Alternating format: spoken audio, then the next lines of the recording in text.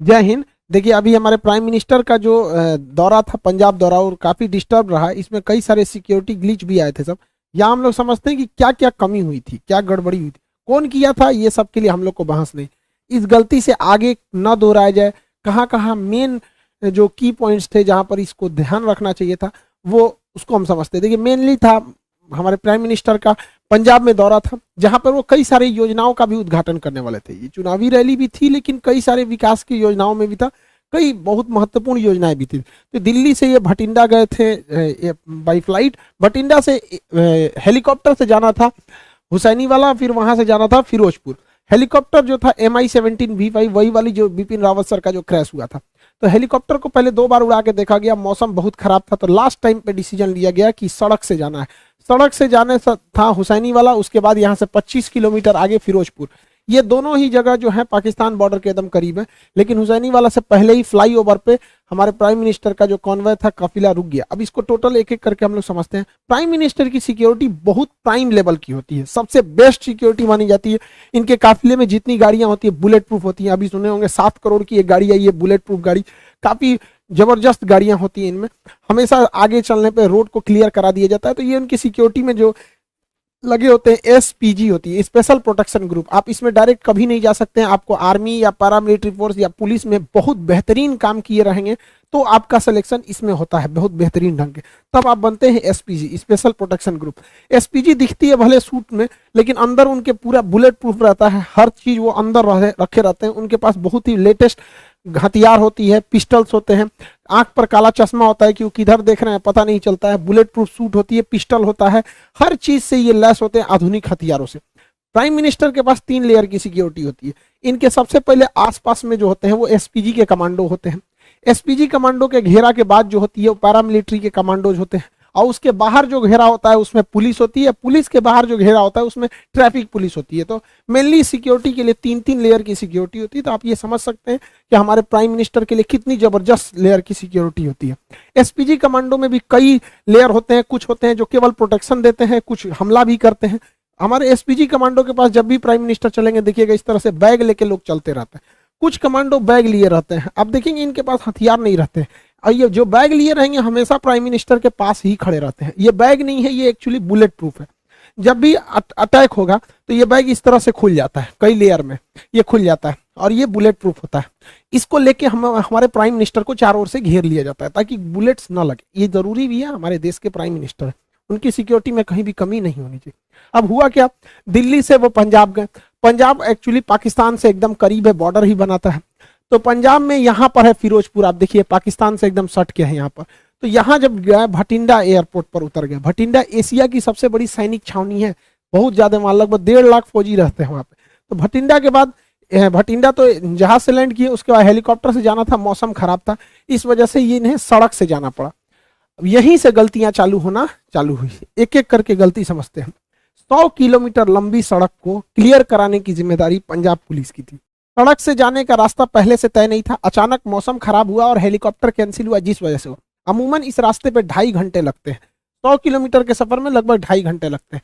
महज 3 घंटे के सूचना पर इसे खाली करा लिया गया। इस पे SPG को सवाल उठाना चाहिए कि जहां 2.5 घंटे लगते हैं, 100 किलोमीटर लंबा है, इस पे आप इतना जल्दी क्लियरेंस कैसे दे सकते हैं यहाँ पर। तो यहाँ SPG को आपत्ति जताना चाहिए, और यहाँ पे पंजाब पुलिस के DGP को साथ रहना चाहिए, लेकिन वो वहाँ उपलब्ध नहीं थे। ये गलती थी, वहां पे उन लोग को एक्सेप्ट करना चाहिए। यहाँ पर इन लोग से ये गलती हुई है। यहाँ पर कॉन्वे सबसे ठीक ठाक चल रहा था। अगली गलती देखिए क्या होती है। जब भी राष्ट्रपति प्रधानमंत्री का काफिला जाता है तो उनकी गाड़ियों में एक बहुत बड़ी संख्या होती है, 25 से 40 गाड़ियां रहती हैं। ये गाड़ियों का एक ग्रुप रहता है, लेकिन इन गाड़ियों के ग्रुप के आगे 5-7 गाड़ियां चलती हैं, जिसे हम पायलट कहते हैं, पायलट गाड़ी कहते हैं। उसमें सबसे आगे एक बाइक वाला रहेगा, देखिएगा इसमें, ये देखते रहता है कि सब कुछ, कोई दिक्कत नहीं है। उसके बाद एक पुलिस की जिप्सी रहती है, इसे हम लोग रूट क्लियरिंग पार्टी कहते हैं। ये 5-6 की ग्रुप में रहते हैं सब, और जो मेन काफिला उससे ये 3-4 किलोमीटर आगे होते हैं, ताकि ये पहले ही देख लेते हैं कि कोई गड़बड़ी तो नहीं है। तो जो रूट क्लियरिंग पार्टी थी, जो पायलट गाड़ी थी, इनको दिखा ही नहीं। इन लोग की लापरवाही देखिए, इन लोग को नहीं दिखा कि सामने ट्रैक्टर लगाया गया है, रास्ता जाम है। कैसे ये लोग यही रास्ता बताते रहते हैं, वायरलेस पे पीछे कांटेक्ट में रहते हैं, जो मेन काफिला होता है हमारे प्राइम मिनिस्टर का वो पीछे रहता है 3-4 किलोमीटर, और ये वायरलेस पे रहते हैं कि ऑल क्लियर, हर किलोमीटर पे ये बताते रहते हैं कोई दिक्कत नहीं है, कुछ भीड़ है यहाँ है, बाकी सब क्लियर। इन लोग को नहीं दिखा कि किसान ट्रैक्टर लेके एक सड़क के किनारे आए हैं, तो इन लोग की भी गलती है, पहले पायलट क्लियरेंस दिया कैसे गया और सड़क पर फंस कैसे गया। तो यहाँ पे भी ये गलती हुई जो पुलिस की गलती थी। अब तक जो गलती बताएं ये सारी पुलिस की थी। अब एसपीजी से कहाँ कहाँ मिस्टेक हुआ उसको हम समझते हैं। स्पेशल प्रोटेक्शन ग्रुप बहुत बेहतरीन है, उनके अरुण कुमार सिन्हा, AK सिन्हा जी हैं, चीफ हैं, अभी IPS अधिकारी हैं, ये बहुत हायर रैंक होता है। कितना बड़ा ये लोग बेवकूफी किए हैं जरा सोचिए। PM का काफिला लगभग आधे घंटे 20 से 30 मिनट फ्लाईओवर पे रोका है लोग। ये लोग बुद्धि देखिए इन लोग का, मतलब पुल पे रोक दिए हैं प्राइम मिनिस्टर को। क्यों? तो भैया पुलवा आगे से जाम है। अच्छा ये बताओ अगर पीछे से जाम कर देता तो पुलवे पे अटक जाता। अरे भैया अगर आपको 20 मिनट रोकना था, आपको लग रहा था जाम है, तो थोड़ा सा पीछे आके रुकते हैं। पुलवा पे चढ़ के काहे लिए रोके हैं? फ्लाईओवर पे हमारे प्रधानमंत्री को रोक देंगे भाई। ये NSG SPG से सवाल होना चाहिए कि, और ये प्रोटोकॉल में लिखना चाहिए, हिस्ट्री में जो डिफेंस है उसमें पढ़ाना चाहिए कि किसी भी प्राइम मिनिस्टर, राष्ट्रपति या VVIP को फ्लाईओवर पे नहीं रोक सकते। यहाँ 20 मिनट रोक दिए। अगर दोनों ओर से प्रदर्शनकारी के रूप में कोई और अभी आ जाता, क्योंकि ये बॉर्डर से एकदम मैं 20 किलोमीटर यहाँ से पाकिस्तान आ जाता है, पाकिस्तान की सीमा चालू हो जाती है, तो काफी करीब है। और नीचे से अगर फ्लाईओवर को उड़ा देता सब कोई ID या विस्फोटक लगा के, तो सारा काफिला नीचे चलाता है यहाँ पे। ऐसा तो दिमाग लगा रहे हैं लोग। भाई आप थोड़ा सा पीछे हट जाते, सड़क पे रहते, कभी कुछ होता तो भाग तो सकते थे इधर उधर। फ्लाईओवर दोनों ओर से जाम हो जाता, कहाँ जाते हैं आप लोग? यहाँ पे गलती SPG की थी। यहाँ पर आप लोग को जवाब देना चाहिए। हम लोग तो भाई बताते हैं कहाँ गलती। दूसरी गलती, फ्लाईओवर पे जब हमारे प्रधानमंत्री कह रहे हैं कि हम जिंदा वापस आ गए, मतलब सिचुएशन क्रिटिकल हुई होगी वहां पर, तभी वो ऐसा स्टेटमेंट दे रहे हैं। जब इतना स्टेटमेंट हो गया और आपको वापस लेके आना है तो आप आधा घंटा बाद लेके आइएगा जी।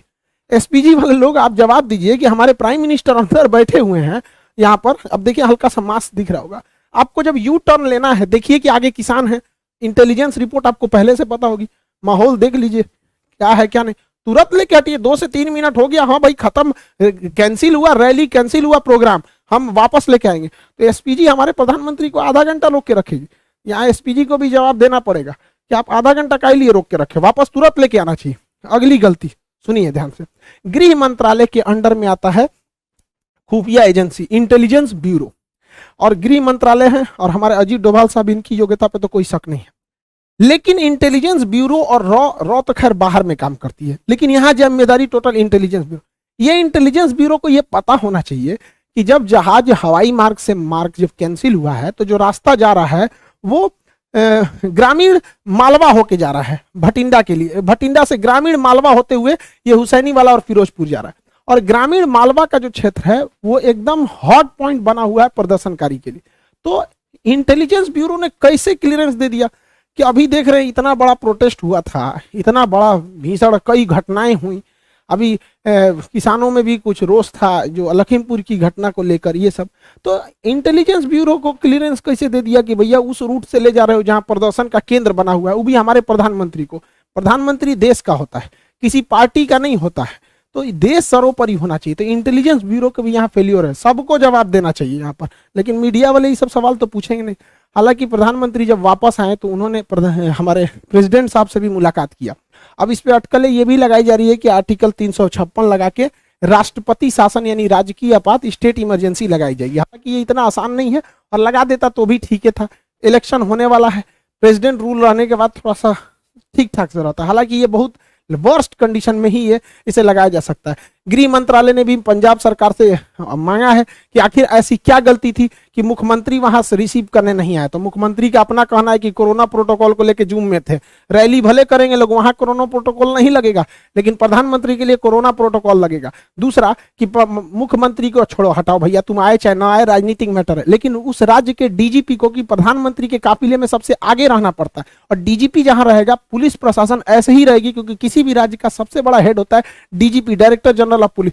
राष्ट्रपति प्रधानमंत्री के काफिले में DGP नहीं थे, ये तो एकदम सरासर गलत है। तो पंजाब पुलिस को इस पे जवाब देना चाहिए। हालांकि गृह मंत्रालय ने इन लोगों से जवाब तलब किया है कि आप लोग वहां पर DGP उपलब्ध क्यों नहीं थे। लेकिन लौटते समय जो कहा जा रहा है कि प्रधानमंत्री ने किसी अधिकारी को कहा कि अपने मुख्यमंत्री को थैंक्स कहना कि हम जिंदा वापस आ गए, ये स्टेटमेंट थोड़ा सा अलग है। देखिए अगर ये स्टेटमेंट केवल हिंदुस्तान के लोग सुन रहे हैं, ये स्टेटमेंट केवल भारत तक रह जाए तब तो कोई दिक्कत नहीं है, लेकिन जरा सोचिए एक विदेशी मीडिया जब इसे सुनेगी तो क्या सोचेगी कि कोई प्रधानमंत्री अपने देश में कह रहा है कि हम सुरक्षित जिंदा वापस आ गए।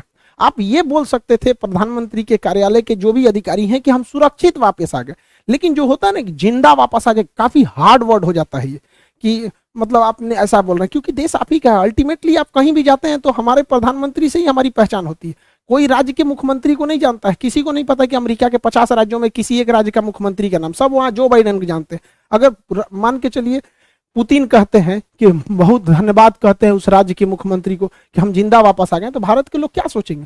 आपको जानकर ताज्जुब होगा, चीन का राष्ट्रपति शी जिनपिंग पिछले 2 साल से कहीं नहीं गया है, क्योंकि वहां गृह युद्ध का माहौल चल रहा है, लेकिन उसकी मीडिया ने इसको छुपा के रखा है। उसके प्रधानमंत्री वर्चुअल मीटिंग में जाते हैं, अभी तक कहीं 2 साल से बाहर नहीं निकला क्योंकि आंतरिक कलह चल रहा है। तो ये जो स्टेटमेंट है अगर इंडिया तक में है तो कोई दिक्कत नहीं, किसी को भी कोई दिक्कत नहीं, लेकिन खुद से सोच के देखिए जो बाहरी मीडिया, ये इंटरनेशनल जो लीडर हैं, ये क्या सोचेंगे?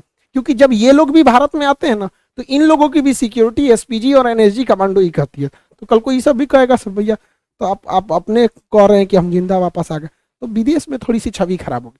खुद हमारे प्रधानमंत्री कहते हैं, इतने दिलेर हैं, आप दिलेरी की बात कहते हैं, बिना बताए 2015 में नवाज शरीफ की पोती की शादी में गए थे। हमारा सबसे बड़ा दुश्मन, जहां से कभी हमारी दोस्ती की कोई उम्मीद नहीं रहती थी, पाकिस्तान, हमेशा कभी टेररिस्ट अटैक, कभी कश्मीर का इशू, वहां हमारे प्रधानमंत्री देखिए यहाँ पे 2015 में नवाज शरीफ की पोती की जब शादी थी, ग्रैंड डॉटर की, बिना बताए चले गए थे अफगानिस्तान दौरे पे, वहां से अचानक चले आए वहां पर। तो वहां पे इन्होंने एक नहीं कहा कि हम जिंदा वापस आ गए, जबकि जब वहां पे प्रधानमंत्री जब गए थे 2015 में, हम लोग न्यूज देखे, लोग धक धक कर रहा था, अरे भैया बिना बताए गए हो वहां जगह पे। क्योंकि काफी मोदी जी जो है पाकिस्तान को लेकर पीओके के लोग काफी हार्ड डिसीजन लेते हैं, तो थोड़ा सा आदमी को भी रहता है कि हमारा प्रधानमंत्री दुश्मन के घर में गया है। और वो भी जो गए थे ना, भारत के हेलीकॉप्टर नहीं था, नवाज शरीफ के अपने हेलीकॉप्टर में बैठ के गए थे।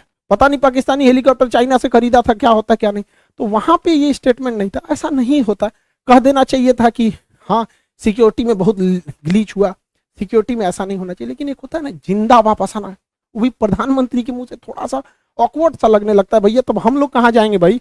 प्रधानमंत्री के ऊपर हर महीने 50 करोड़ रुपए खर्च होते हैं सिक्योरिटी में, एक दिन में 1 करोड़ 60 लाख पर दिन का खर्चा है अगर ये दिल्ली में बैठे हैं तो, और बाहर जाएंगे तो प्रतिदिन 2 से 2.5 करोड़ रुपए खर्च लगेगा।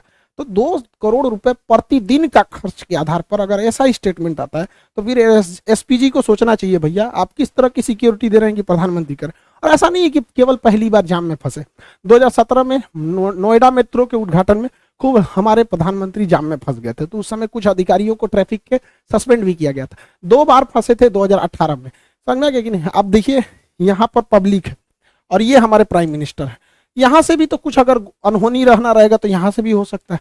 यहाँ पे अब यहीं पे देख लीजिए, यहाँ हमारे नितिन गडकरी साहब हैं, सड़क परिवहन मंत्री, यहाँ प्राइम मिनिस्टर, यहाँ पे पब्लिक इतनी ज्यादा, यहाँ पे भी इतना नहीं है, सिक्योरिटी बहुत सजग रहती है। अब वो जमाना नहीं है इंदिरा गांधी वाला या फिर राजीव गांधी वाला, लेकिन फिर भी देश के प्रधानमंत्री की सुरक्षा के साथ ऐसा खिलवाड़ अच्छी बात नहीं है। जो भी है गलत है उसको सजा देनी चाहिए और रूल बुक में इसको रखना चाहिए कि कभी किसी फ्लाईओवर पे आधा घंटा तक किसी प्रधानमंत्री को वेट नहीं कराना चाहिए। और दोनों लोग से प्रदर्शनकारियों को भी दूर रखना चाहिए।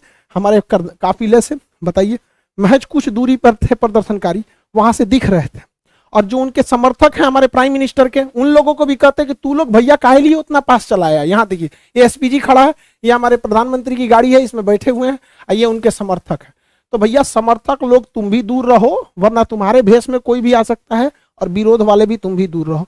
और इस पे हम लोग को लेसन लेना चाहिए। हम तो कहते हैं ना एक चीज कि देश में जब तक जितना बार इलेक्शन होगा ना कुछ तांडव होगा। आप देखिए बंगाल इलेक्शन में हुआ था, कितना वायलेंस हुआ, जब जब इलेक्शन होगा तब तब ऐसा होता रहता। हम तो कहते हैं कि इलेक्शन एक ही साथ होना चाहिए, स्टेट का भी और सेंट्रल का भी। जैसे 2019 में इलेक्शन हुआ तो जब लोग वोट डालने गए उसी समय वो सीएम का भी चुनाव करा लेते हैं, एक ही कमरे में 2 ईवीएम मशीन लगा देते। बार बार इलेक्शन कराने पे हमारे जो नेताओं को काम करना चाहिए वो भी नहीं करते, हर 3-4 महीना का गैप देके इलेक्शन में बिजी हो जाते हैं। अब जैसे 2024 में इलेक्शन होना है तो 2024 में ही क्या कर दीजिए भैया, अब एक ही साथ राज्यों का भी इलेक्शन करा लीजिए। ईवीएम जो मशीन होती है, ईवीएम मशीन यहाँ पे 2 लगा दीजिएगा। हाँ भैया पीएम वाला चुनाव है, लोकसभा का दे दीजिए, यहाँ सीएम वाला चुनाव है, दोनों वोट दीजिए, एक साथ खत्म करके बैलेंस कीजिए। इससे 60,000 करोड़ रुपए की बचत होगी। राज्यों के चुनाव में 60,000 करोड़ रुपए का खर्चा होता है। इस पैसे से सारे किसानों का कर्जा माफ किया जा सकता था, एक बहुत बड़ी समस्या खत्म होती थी। आपको क्या लगता है कि सेंट्रल और स्टेट दोनों का इलेक्शन एक साथ होना चाहिए कि नहीं? बार बार हम कब तक लड़ते रहेंगे? एक दूसरे के नाम पे, पार्टियों के नाम पे लड़ेंगे, कभी मजहब के नाम पे लड़ेंगे, कभी जाति के नाम पे लड़ेंगे, कभी पढ़ाई लिखाई की बात होती तो भैया 5 साल में एक बार लड़ लो, फिर मिलजुल के रहो अच्छे से। सेंट्रल वाले भी पूरा काम करते रहे, आधा समय तो चुनाव में बिजी रहता है। खैर जो भी हुआ गलत हुआ, प्राइम मिनिस्टर के साथ ऐसा नहीं होना चाहिए। हम लोग को भाई जहां जहां गलती हुई वो हम बताएं, कौन गुनहगार है उसको सजा देना सेंट्रल का काम है, सेंट्रल अच्छे से करेगी। आई होप आप समझ गए होंगे। मिलेंगे नेक्स्ट क्लास में। जय हिंद।